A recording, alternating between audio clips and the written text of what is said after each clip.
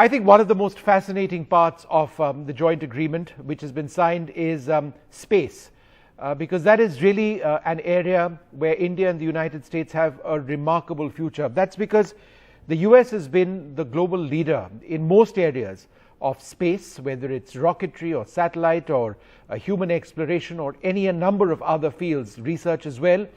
ISRO is still relatively up and coming, but it is a center of excellence in India, real excellence, and we've got huge ambitions as well. So, for starters, there's going to be an Indian astronaut that's going to, or he or she perhaps, going to fly to the International Space Station. And this has nothing to do really with India's Gaganyaan program, which is our independent human space mission. That's progressing. It's still some ways away. Some technologies, in fact, quite a lot of them, need to be fine-tuned.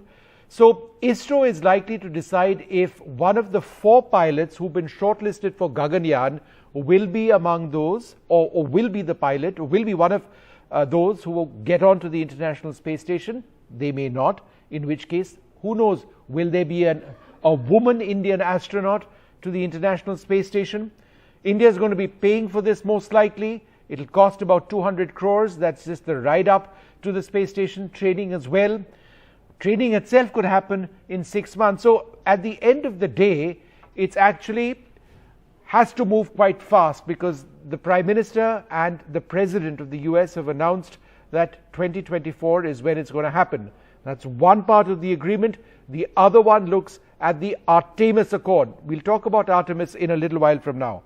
Pallav Bangla, could we see an Indian woman in the International Space Station? Oh, I would really love that. For a long time, I have been hoping that an Indian woman, Beti Bachao, Beti Padhao, to reach space. When India selected the 4 astronauts, we were looking at only test pilots. So we were left with no option but to have only men. But now there is a possibility you could have anybody who's there. Yeah. And why not? You have fighter pilots in the Indian Air Force, women fighter pilots, yes, very capable. Yes. We could see them, or we could see a scientist. Right. It could be anybody. So my personal wish, if we get a woman in space, it is great optics both for Prime Minister Modi and for President Biden, both go into an election year in 2024. Amazing optics for India and USA, if we can send an Indian woman in space. This mission, and just for the benefit of our viewers, has nothing to do with Gaganyaan. That's happening independently. And there's so much banking on that. National pride, our science, our rockets, our manned mission, our spacecraft. Where is Gaganyaan? See, Gaganyaan is progressing steadily towards its fruition. 2024 is the target when India wants to send its first crewed mission, which will have a human in space. But before that, there are a battery of tests which have to succeed one after the other. Some of the tests may happen in a few weeks, which is the abort mission for the crew module, etc. But all of these have to succeed one after the other. None has to fail. The option then, if all succeed, is 2024. Indian Space Research Organization asked for about 10,000 crores of funding. I just met the Minister for Space and Science, Dr. Jiten Singh. He told me funding will not be a problem for Gaganyaan. Gaganyaan will go on independently. This is an add-on mission, which is an Indo-US mission to send an Indian to the International Space Station. The first Indian since Rakesh Sharma, right? First Indian since 1984. Imagine such a long gap. Sharma? Oh, Rakesh is doing well. I spoke to him a few weeks ago. He is well settled in the Nilgiris, and he still reminiscences and talks about his Sare Jahan Se Acha. So we may have a Sare Jahan Se Acha moment once more in 2024, and this time it could be a result of the Modi, Biden, Bhai, Bonhomie, which we saw. Pallav, let's also talk a little bit about Artemis. I think Artemis is important because Artemis looks at the future of space exploration, international norms and rules, but it also has a couple of founding principles, that there will be a woman on the surface of the moon and there will be a person of color on the surface of the moon as well. That's again something that works well with India and our aspirations of making space inclusive. Now, I don't think there'll be an Indian on the moon this time around first, but it is a laudable goal, isn't it? Oh, it is a very laudable goal, and the signing of the Artemis Accord is a signature of the accord, but not for permission or joining the Artemis program. That is a step away. Right now, India is joining up with people or countries which have similar outlook on space, and especially on outer space, on taking on aspects for Moon, Mars and beyond. But right now, joining the Artemis program is still some distance away, and India already has its Gaganyaan program, and India does not have as yet a plan to send an Indian to the moon. But who knows, if Gaganyaan succeeds, we could well see an Indian going to the moon, and if it can happen jointly with the US, it would be an exciting opportunity. You know, I think that's an important point, and that was actually my next question. Given the costs involved in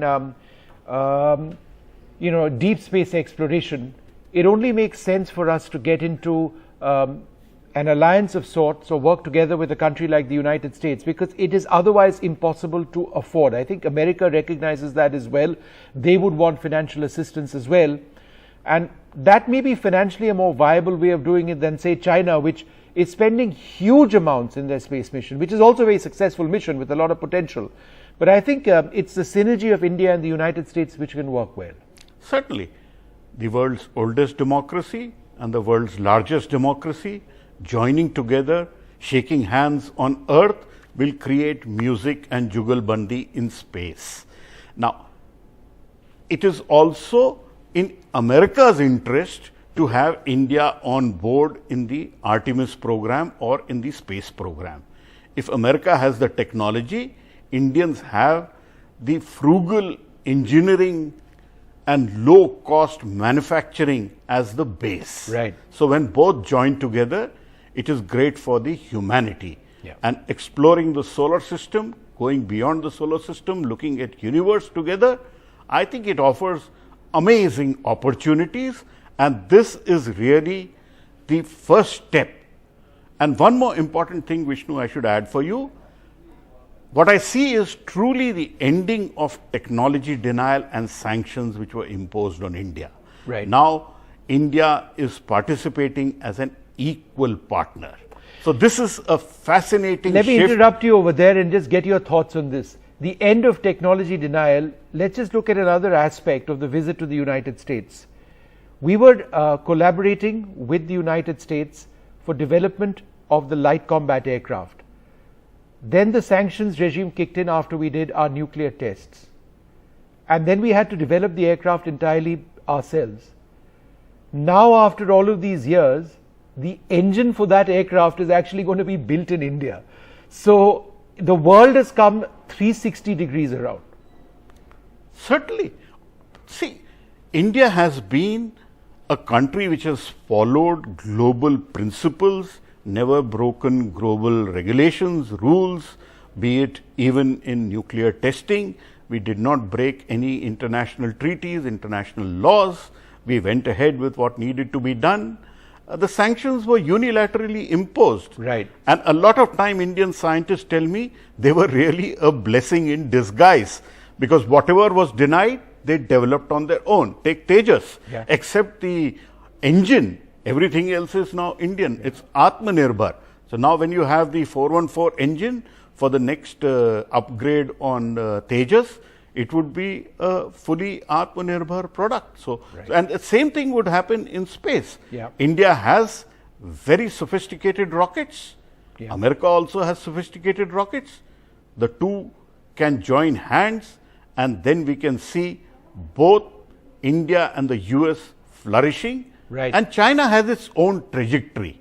Let's not go there. That's more geopolitics. Right. But at the same time, two democracies working together would certainly benefit 1.4 billion Indians and the 400 million Americans. Right. So I absolutely, Pallav, I mean, it's exciting times ahead. And we're going to see a lot more of Pallav on NDTV. Couple of important launches. Remember, our Chandrayaan mission isn't quite done as yet. We need to land the lander on the surface of the moon. That's going to be happening perhaps in a matter of weeks.